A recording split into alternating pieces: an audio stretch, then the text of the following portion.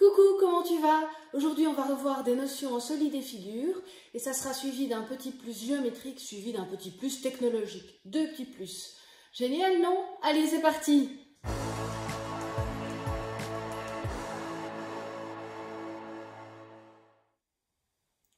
Aujourd'hui, on va revoir le classement des figures.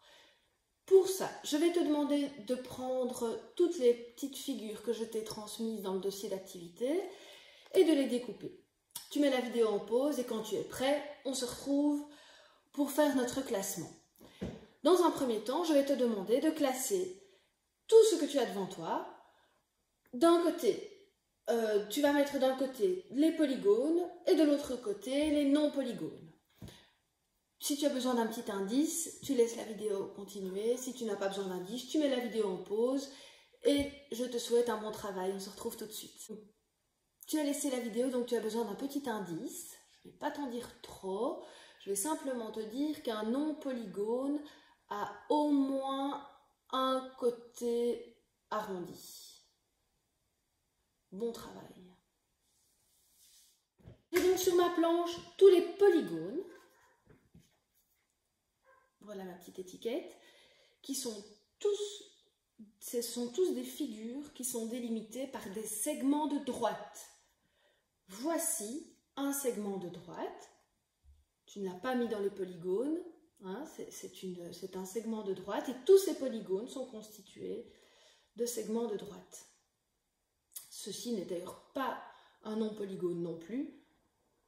Je vais le mettre dans une autre catégorie, qui sera d'ailleurs avec la ligne droite, qui est illimitée, la ligne brisée, la demi-droite et la ligne courbe. Je termine par la ligne courbe car j'ai laissé ici de côté en dehors de mon cadre les non-polygones, qui eux sont constitués parfois que de lignes courbes et parfois de segments de droite et d'une ligne courbe. À partir du moment où ma figure est composée d'au moins une ligne courbe, c'est un non-polygone. Donc voici tous mes polygones. Pour chaque polygone, je vérifie, est-ce que j'ai bien une surface qui est limitée par des segments de droite. Je veux que tu vérifies chez toi si dans ta collection de polygones, tu as bien uniquement des surfaces limitées par des segments de droite. Et puis dans les non-polygones, vérifie si tu as bien uniquement des surfaces qui sont limitées par au moins une ligne courbe. Et nous avons ici les lignes qui sont encore à part. On va maintenant, est-ce que ça va chez toi? Oui? Alors maintenant, on va se concentrer uniquement sur les polygones. Je mets les lignes de côté et je vais laisser les non-polygones de côté aussi. Et on va se concentrer uniquement maintenant sur les polygones. On va continuer notre classement. Et je vais te demander maintenant de classer ces polygones en fonction du nombre de côtés. Pour cela, tu vas donc devoir compter les côtés et les mettre ensemble en fonction du nombre de côtés qu'ils possèdent. Tu mets la vidéo en pause et on se retrouve. Tu as donc plusieurs catégories. Tu as les polygones qui ont 3 côtés. Tu as les polygones qui auront 4 côtés, 5 côtés, 6 côtés, 5 côtés, 6 côtés et on en a un qui a 8 côtés. Chaque polygone va porter un nom différent en fonction du nombre de côtés qu'il possède.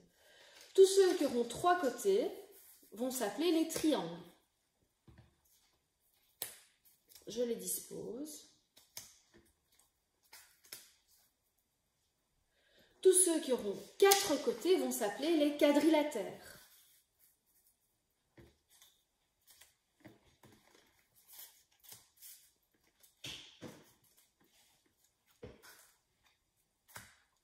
Tous ceux qui ont 5 côtés vont s'appeler les pentagones.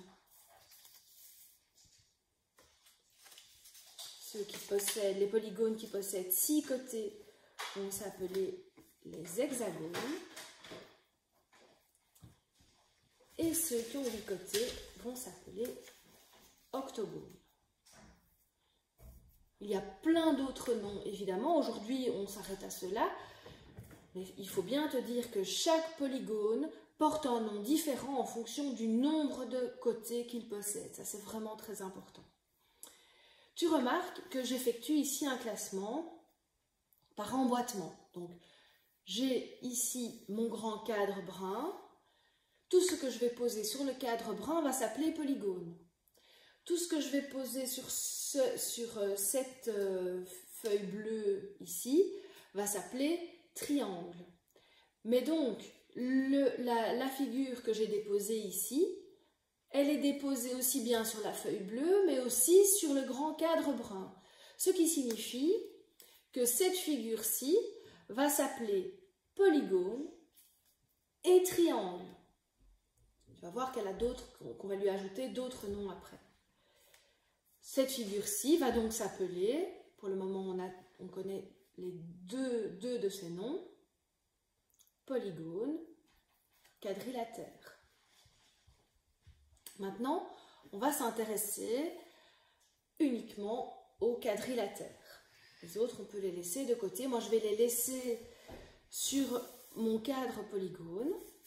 On va s'intéresser au quadrilatère et je voudrais maintenant que tu les classes en fonction du parallélisme de ces côtés, de leurs côtés.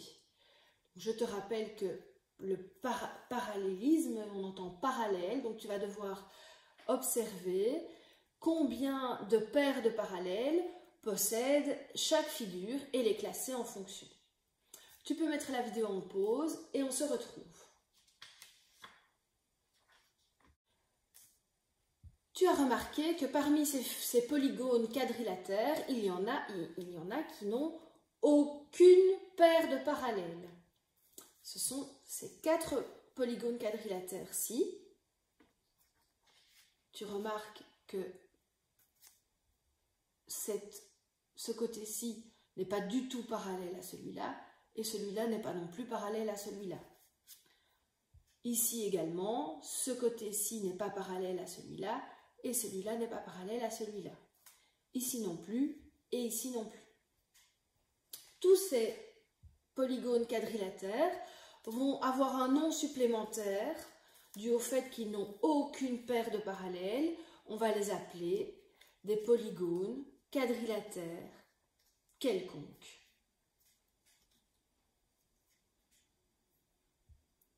Si tu veux connaître le nom précis de ce polygone-ci, il suffit de voir sur quelle feuille ce polygone est posé. Il est posé sur la feuille blanche, sur la bleue et aussi sur mon cadre brun. Donc ça veut dire que ce polygone-là va s'appeler polygone quadrilatère quelconque. Tu as remarqué qu'il y a des polygones qui ont une seule paire de parallèles. Par exemple, celui-ci, ce côté-ci est parallèle à celui-là. Ce côté-ci est parallèle à ce côté et ce côté est parallèle à ce côté. Il n'a donc qu'une paire de parallèles. Je te rappelle que quand on parle d'une paire, pense à une paire de chaussures, j'ai 2 chaussures. Une paire de gants, j'ai 2 gants. Ici, donc, pour avoir une paire de parallèles, je dois donc avoir 2 segments de droite qui sont parallèles l'un à l'autre, l'un avec l'autre. Et tous ces polygones quadrilatères qui n'ont qu'une paire de parallèles vont s'appeler trapèzes.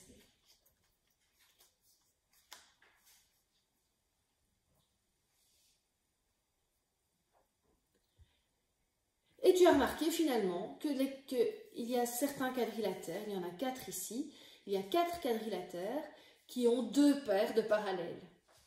Voici ici, ce côté-ci est parallèle à ce côté. Voici une paire, et ce côté est parallèle à ce côté. Voici donc une deuxième paire de parallèles. Pareil ici, ce côté est parallèle à celui-là, ce côté est parallèle à celui-là. Donc on a donc 2 paires de parallèles, pareil pour cette figure-ci et pareil pour cette figure-là. Ces polygones quadrilatères vont s'appeler parallélogrammes. D'ailleurs, tu entends dans parallélogramme, tu entends parallèle.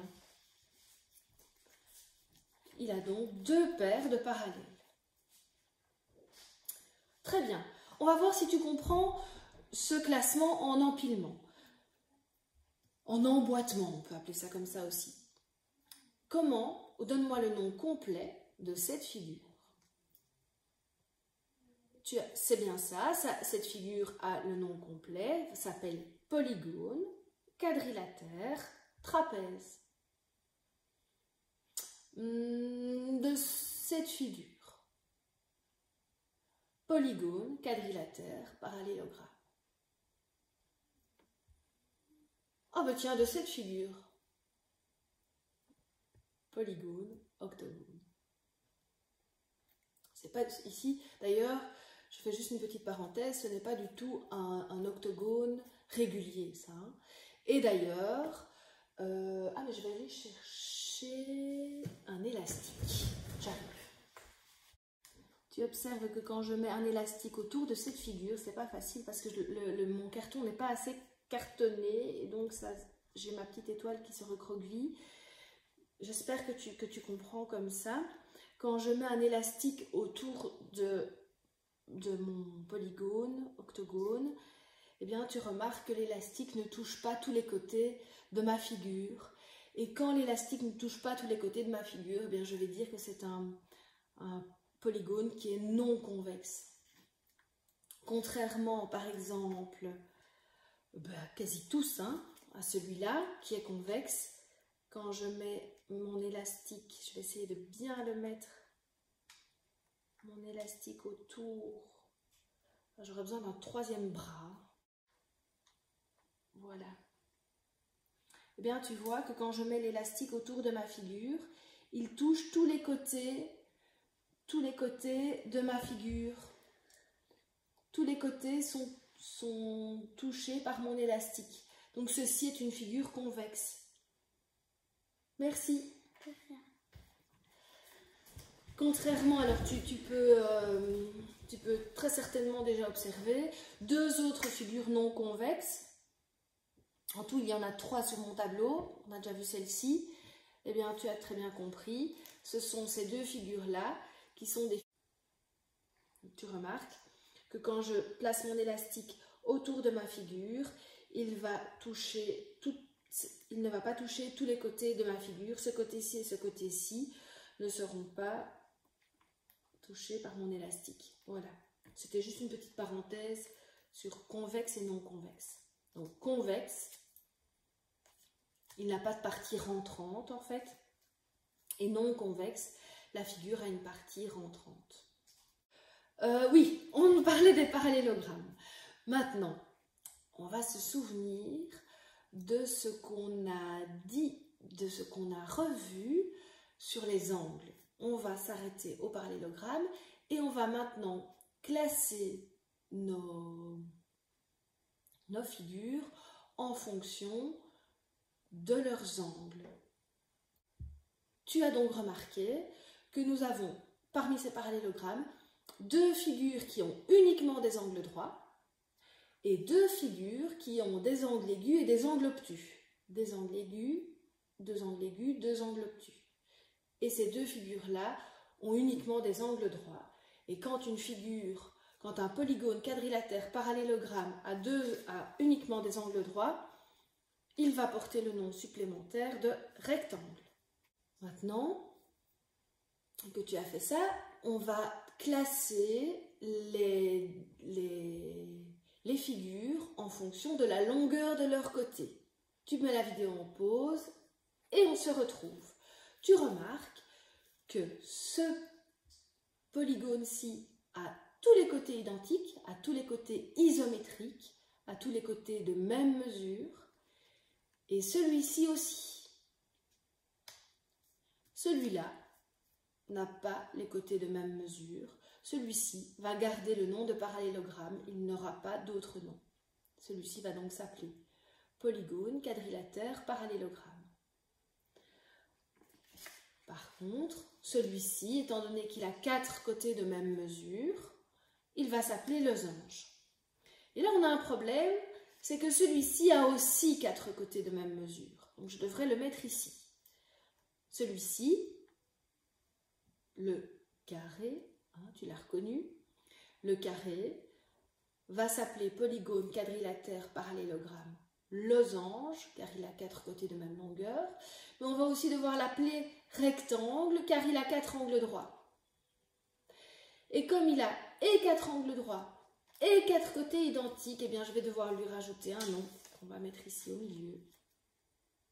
Il va s'appeler carré. Le carré est donc aussi un losange, est donc aussi un rectangle.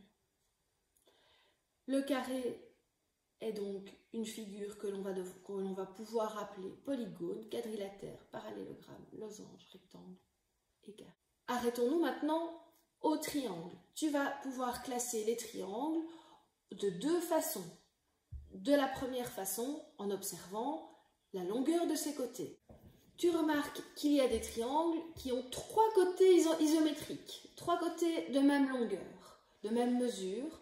Ceux-là, on va les appeler les triangles équilatéraux. Donc ça va être un triangle équilatéral au singulier. Tu as remarqué qu'il y a des triangles qui ont 2 côtés identiques. Ceux-là, on va les appeler isocèles. Et tu as remarqué aussi qu'il y a des triangles qui ont 3 côtés tout à fait différents. Et ceux-là, on va les appeler scalènes. Maintenant, on va pouvoir observer les triangles et les classer en fonction de leurs angles. Pour cela, je te conseille de prendre une équerre. Tu remarques que tous les triangles ont toujours 2 angles aigus. Ça, c'est une constante. Voici mes 2 angles aigus, voici les 2 angles aigus, ici, ici et ici. Le 3e angle sera parfois un angle aigu, comme dans ce cas-ci. Dans ce cas, et c'est tout, que dans ce cas-ci.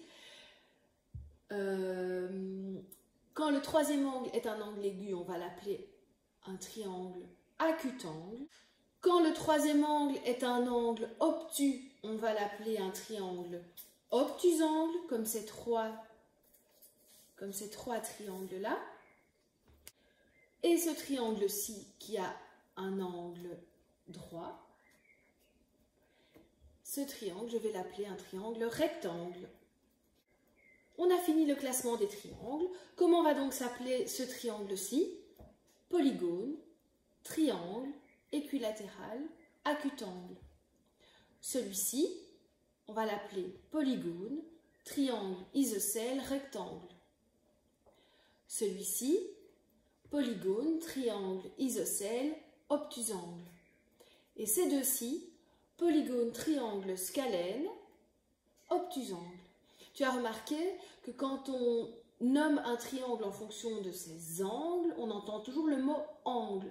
Acutangle pour un triangle qui aura 3 angles aigus. Rectangle pour un triangle qui aura 2 angles aigus et un angle droit. Et obtusangle pour des triangles qui auront 2 angles aigus et un angle. Voici le classement de nos polygones. J'espère que tu as tout bien compris. On passe tout de suite au petit plus géométrique.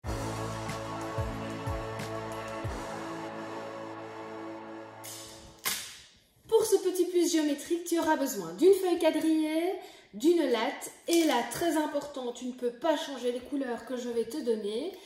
Tu vas devoir prendre un marqueur, pas crayon, un marqueur noir, un marqueur bleu, un marqueur vert et un marqueur rouge. Tu es prêt à suivre mes instructions? C'est parti! Tu vas tracer un rectangle de 20 cm sur 12. Un rectangle, donc polygone, quadrilatère, parallélogramme, qui n'a pas 4 côtés identiques et qui a des angles droits. Ah, il faut revoir tout ça. Hein.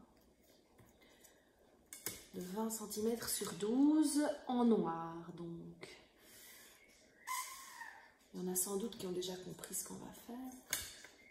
Vu que c'est suivi d'un petit plus technologique, il y en a certainement qui ont déjà compris. pied. Alors, je vais placer un petit trait ici sur mon côté gauche, un petit trait noir à 3 cm et pareil de l'autre côté, de 5 cm sur 1 cm de chaque côté, 5 cm sur 1 que je vais hachurer.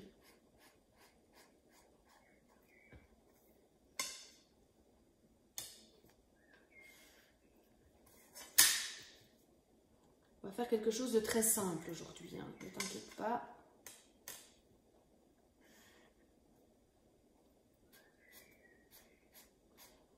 Puis après, tu pourras en inventer plein d'autres. Si tu as compris ce qu'on va faire. Alors, tu vas maintenant prendre ton marqueur rouge et tu vas aller sur le côté supérieur du rectangle. Tu vas tracer un petit trait à 5 cm et un trait à 15 cm. Et au départ de ces traits, tu vas tracer encore une fois un rectangle de 10 cm sur 1 cm que tu vas hachurer.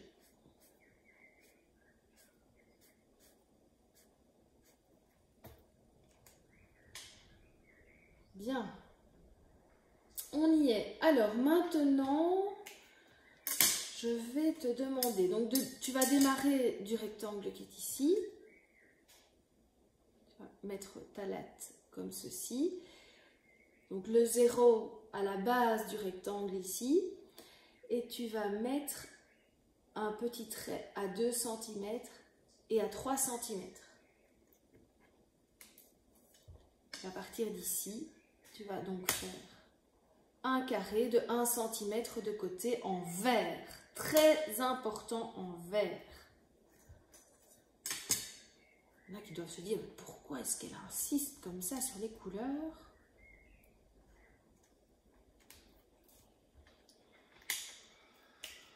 Tu vas faire pareil parallèlement.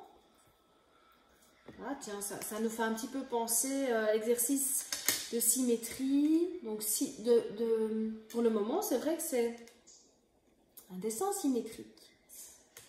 Est-ce que tu vois où est l'axe de symétrie?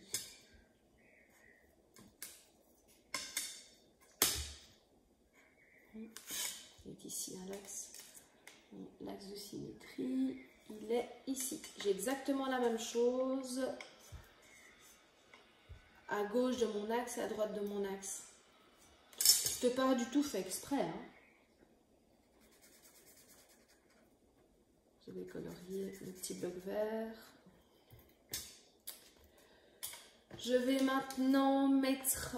je vais faire un petit rectangle ici, 1 cm d'écart. Je vais faire un rectangle de 2 cm sur 1.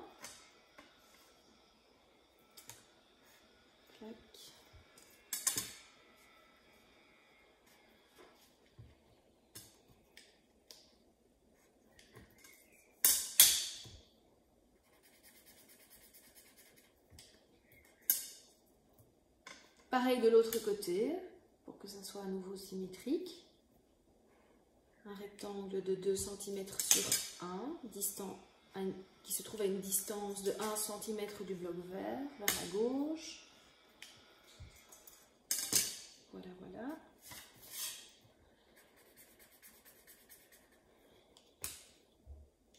Je vais maintenant reprendre mon bic rouge et faire une grande ligne courbe ici, de grandes lignes courbes. Je vais donc faire une grande ligne courbe ici, en dessous. Et puis, est-ce que j'ai envie de simplifier ou pas? On va laisser ça comme ça. Je pense que ça sera très bien. Tu gardes bien ton dessin et on se retrouve pour le petit plus technologique.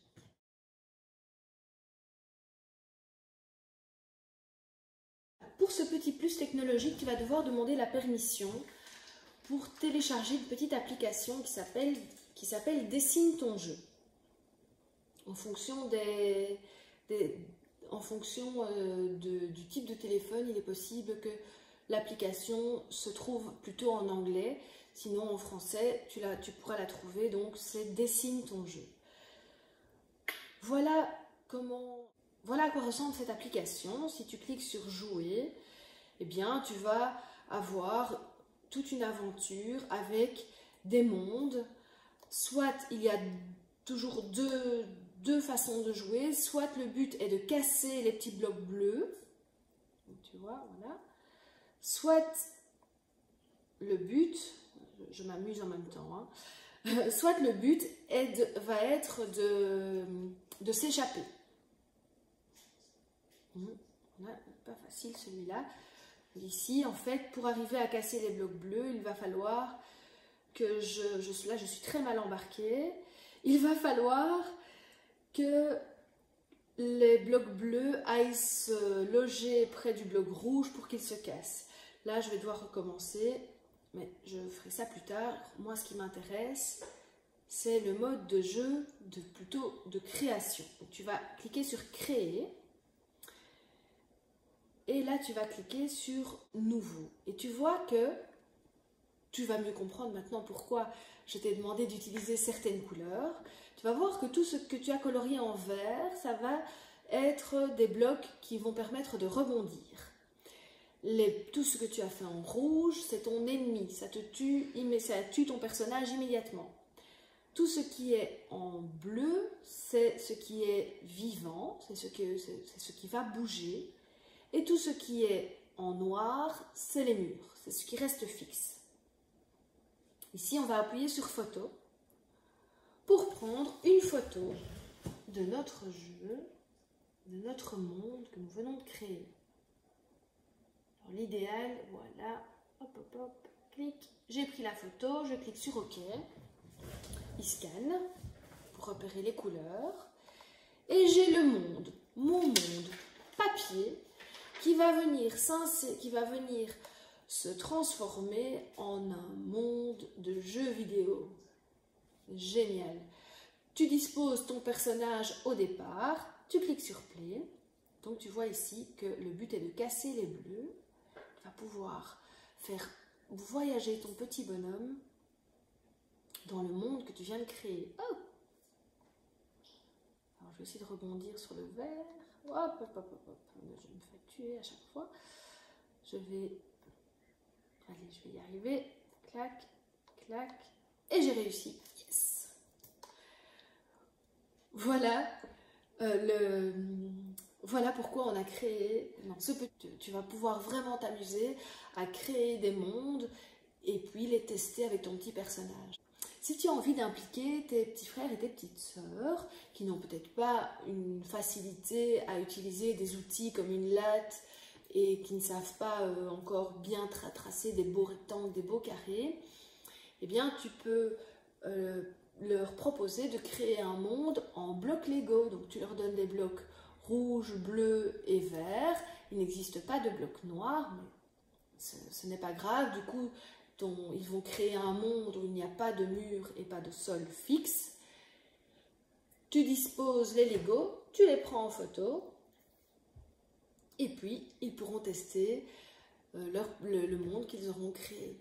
Voilà, et bien j'espère que tu t'es bien amusé et que tu vas encore t'amuser à créer d'autres mondes en utilisant évidemment des beaux polygones pour que ce soit des mondes bien géométriques.